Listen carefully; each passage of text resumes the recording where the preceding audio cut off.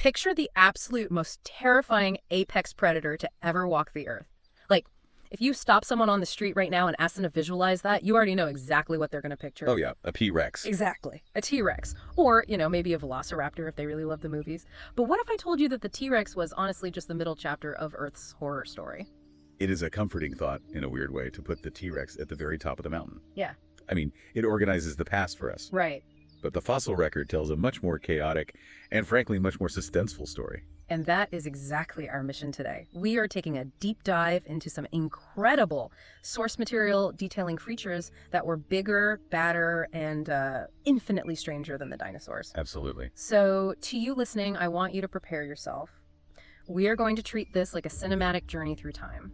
We're going to uncover everything from supersized serpents hiding in prehistoric muck to literal nightmare-inducing bugs. Yeah, and we are going to ground all of this in the strict biological reality of our planet's history. I mean, nature has spent hundreds of millions of years prototyping some truly monstrous designs. Testing the limits, basically. Exactly, pushing the absolute limits of physics and biology. It's a story of survival, adaptation, and sheer terrifying scale. I am so ready for this. So, to start this journey, we have to rewind the clock long before the first dinosaur ever even thought about taking a step on land. We need to go into the water. Into the deep end. Right. What exactly was happening in the oceans before the dinosaurs showed up? Well, we are heading back to the late Devonian period, so roughly 370 to 360 million years ago. Paleontologists often call this the age of fish. Okay. But you have to strip away your modern understanding of the ocean. This was a brutal experimental testing ground, and the king of that terrifying alien landscape was a creature called Dunkleosteus. Okay, what are we dealing with here? Like, how big was it? Imagine a fish, but calling it a fish feels like a massive understatement.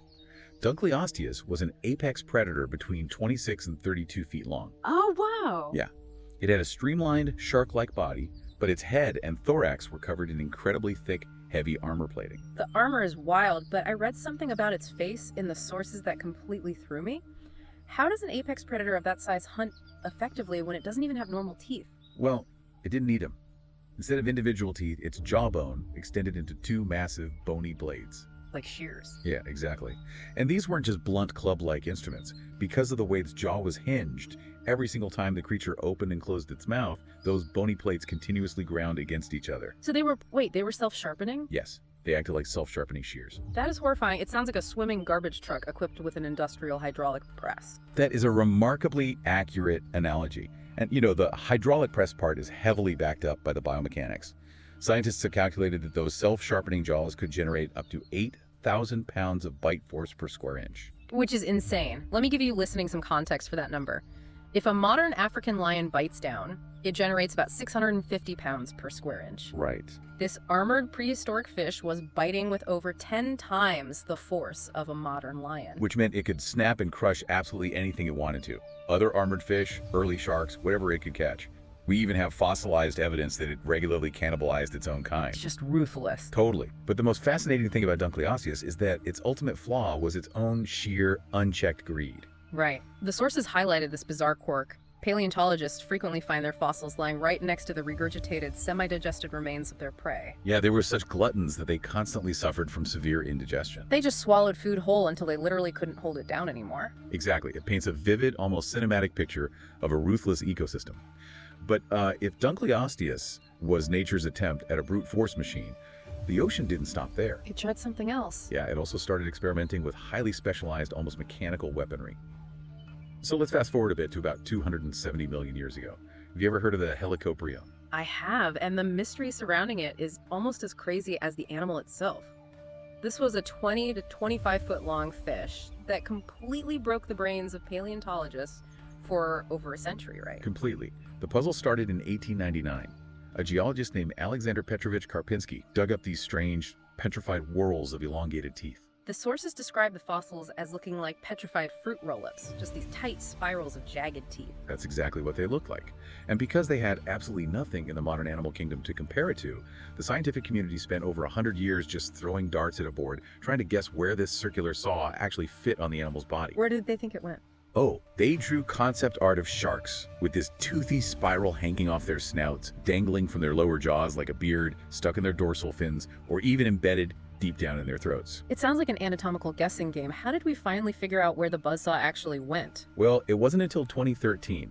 A researcher named Leif Tapinila from Idaho State University used CT scans on a particularly well-preserved fossil and finally solved the puzzle. Yeah. The coiled tooth row entirely filled the lower jaw. As the animal aged, new teeth formed at the back of the mouth, pushing the older teeth forward and curling them inward down into a spiral. There are basically no upper teeth at all. But functionally, how does an animal actually survive with a circular saw in its mouth without accidentally tearing its own face apart every time it eats? The mechanics are pure nightmare fuel.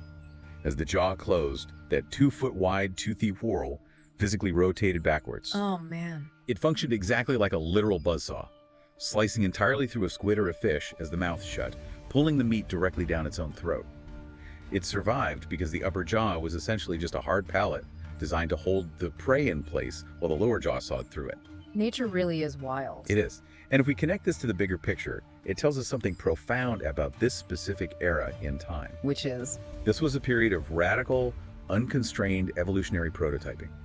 Nature was literally testing out the absolute extremes of jaw mechanics, throwing everything at the wall before eventually settling on the more standard, reliable jaw models we see in sharks today. Okay, so the oceans are figuring out how to perfect the bite. But as life starts moving out of the water, it seems like the land starts experimenting with a completely different kind of terror. Sheer overwhelming size. Yes. And it wasn't the early reptiles or mammals taking over, it was the bugs. Yeah, though the word bug hardly does justice to what was crawling out of the muck during the Silurian and Carboniferous periods. Let's start with the Silurian period, about 460 million years ago. Introduce me to Jaekelopterus. Imagine a sea scorpion, but not something you'd find under a rock at the beach. Jaekelopterus grew up to 8 feet long. 8 feet for a bug. Yeah, it is the largest arthropod we've ever discovered. It had a segmented, heavily armored, paddle-shaped body and these long oar-like back legs designed for rapid bursts of swimming. And the outline mentioned its primary weapon was a pair of massive spring-loaded claws. We actually found a fossilized claw back in 2007 that measured 18 inches across. Huge! An 18-inch claw. I mean, Jaekelopterus honestly sounds like a scaled-up facehugger from the Alien movies. Just this spiky, grasping nightmare darting out of the shadows. That's a great way to visualize it. It was a stealth ambush predator. Thankfully for us, its entire lineage was wiped out by the Permian extinction, a catastrophic event that killed off 96% of all marine life. But the terror wasn't confined to the water. Because if we move slightly forward to the Carboniferous period, roughly 359 to 299 million years ago, we get Anthropleura. Anthropleura. Picture a millipede. Now scale that millipede up until it is 8.5 feet long. That is viscerally upsetting, just completely terrifying. Oh, it gets worse. We found fossil trackways proving that these creatures could move incredibly fast. Oh, really? Yeah, they undulated hundreds of massive, thick legs in an unnerving rhythm, swerving effortlessly around trees in these ancient, steamy swamp forests.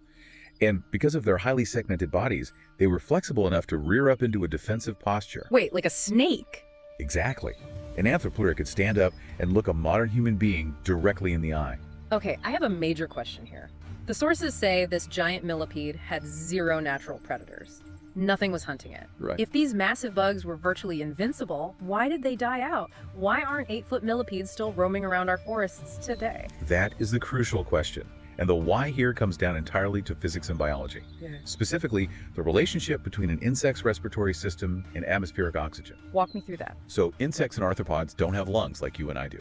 They breathe through a network of tiny tubes in their bodies, called tracheae.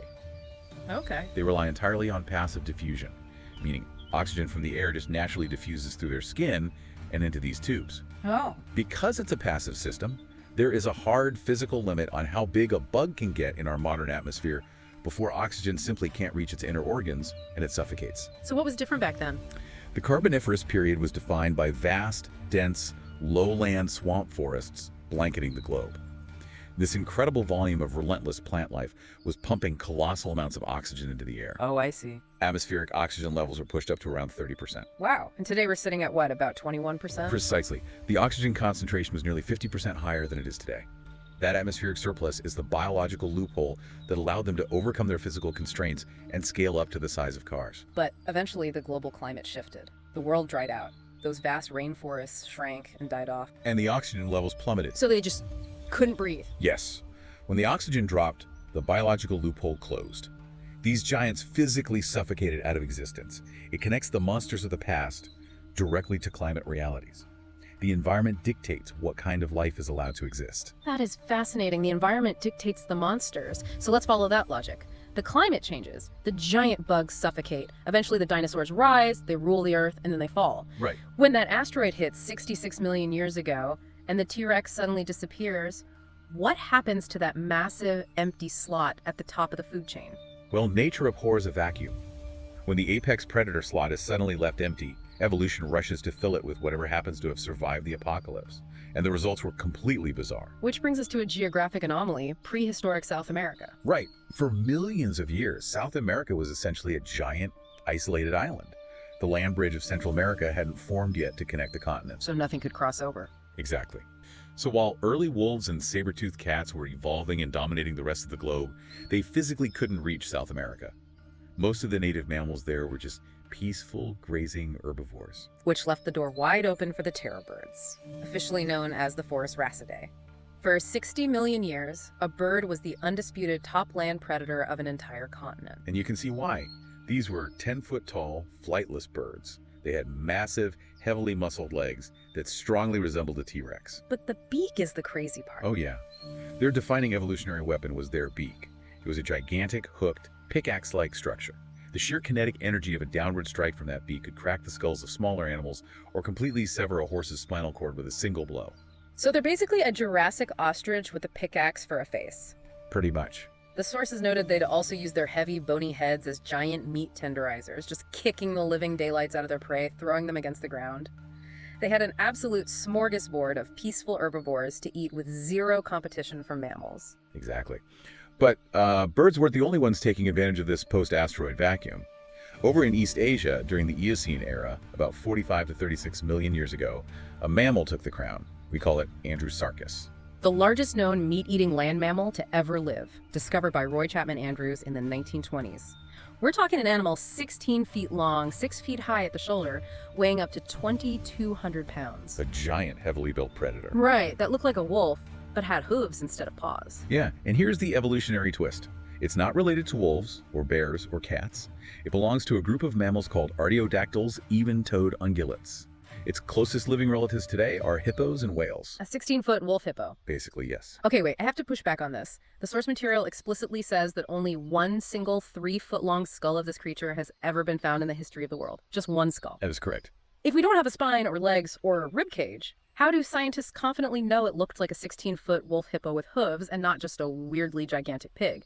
Well, that is the ultimate detective work of paleontology. You're completely right. We only have the skull. But to a paleontologist, bones are like anatomical barcodes. Every bump, ridge, and tooth tells a story. So they read the clues. Exactly. By analyzing the structure of the jaw hinge, the highly specific dental patterns of the teeth, and the muscle attachment points on that single skull, scientists can map its exact evolutionary lineage. So the skull tells them it's an artiodactyl. Yes. Once they knew it was related to hippos and early whales, they look at a closely related prehistoric creature called a mesonyx, which we actually do have complete full-body skeletons for. Oh, I see where this is going. Right. By taking the anatomical proportions of the mesonyx and mathematically scaling them up to match the massive 3-foot skull of Andrewsarchus, they can reconstruct his body with a high degree of scientific confidence. We literally build the nightmare out of a single piece of bone. That is brilliant. It's like reverse engineering a monster. Okay, so while giant mammals and terror birds are taking over the dry land, I want to go back to what you said earlier about the environment dictating the biology. Sure. Because there's one specific prehistoric environment that seems to completely break the laws of physics, the hot, wet swamps. A perfect biological incubator for supersizing. Let's talk about the Paleocene epoch about 60 million years ago in what is now Colombia. Introduce us to Titanoboa. Titanoboa was a snake that makes modern anacondas look like garden earthworms. It was nearly 50 feet long and weighed 2,500 pounds. That is insane. That is 10 times heavier than the largest green anaconda alive today. It was an apex ambush predator that literally squeezed the life out of giant turtles and prehistoric crocodiles. And that raises a massive logistical question for me. A snake weighing 2,500 pounds sounds like a physical impossibility on land. If it tried to slither across the dirt, wouldn't a creature that massive just crush its own internal organs under the sheer force of its own gravity? It absolutely would. And you just hit on the exact biological workaround of Titanoboa. Every living creature on Earth evolves under the strict, heavy constraints of gravity. But nature has a loophole. Buoyancy. Yes, buoyancy. Think about the modern 100-foot blue whale. The only reason a mammal that enormous can pump blood and exist without collapsing is because the dense water physically supports its mass, bypassing gravity entirely.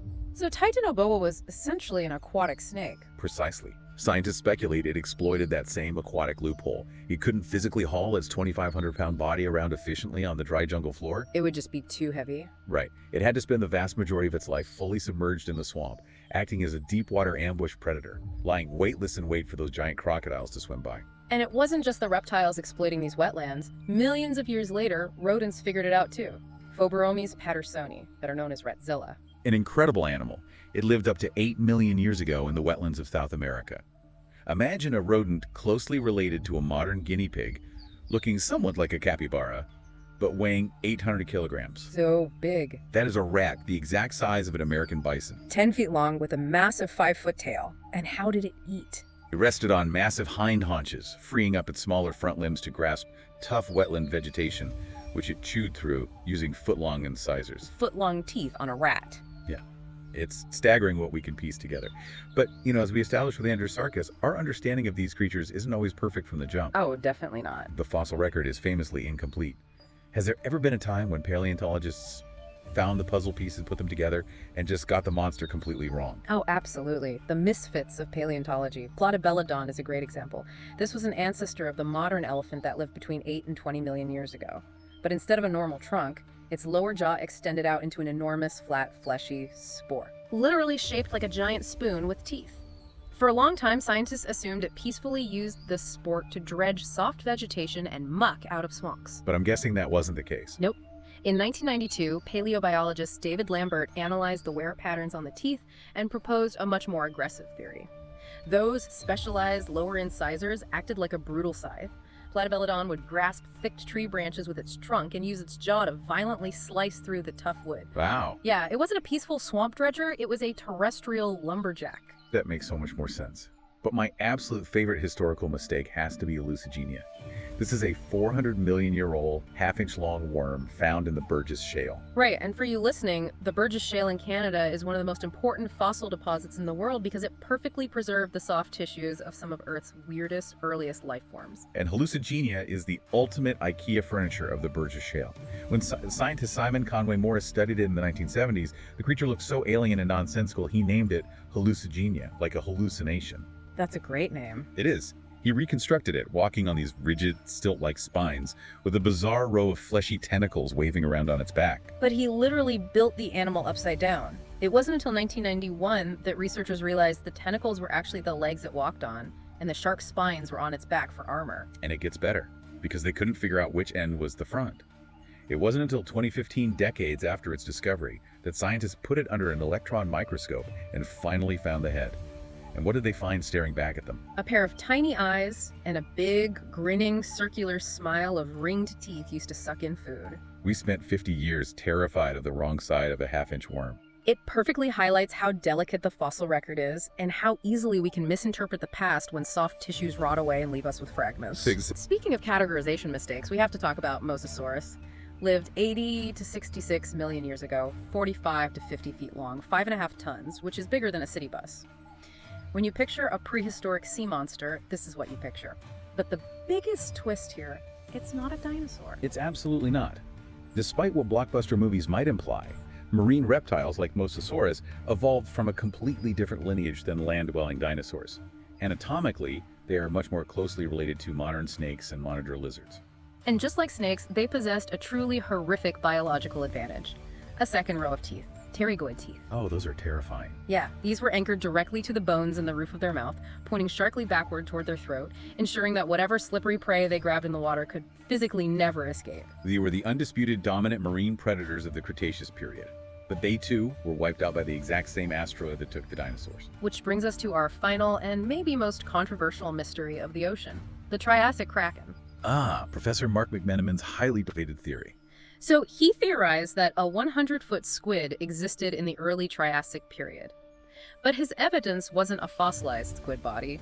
It was a collection of bones from an ichthyosaur, which is a school bus-sized marine reptile found in Nevada. Right. The vertebrae of this massive reptile were arranged on the seafloor in these strange, linear, almost circular patterns.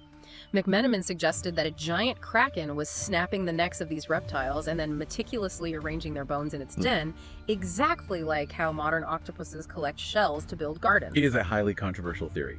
Many critics immediately accused him of reading prehistoric tea leaves, seeing patterns where they were just random ocean currents. And I have to be honest, I agree with the critics here. Isn't it a massive leap of faith to assume a mythical 100-foot kraken existed just because some bones were arranged weirdly in the dirt? It is a leap, but, well, if we look at the reality of paleontology, it's a leap that makes a certain kind of logical sense. As we saw with the Burgess Shale, soft tissues rarely survive. Yeah. A Mosasaurus forked tongue, or the entire gelatinous, boneless body of a 100-foot squid, they don't fossilize. They rot away into nothing.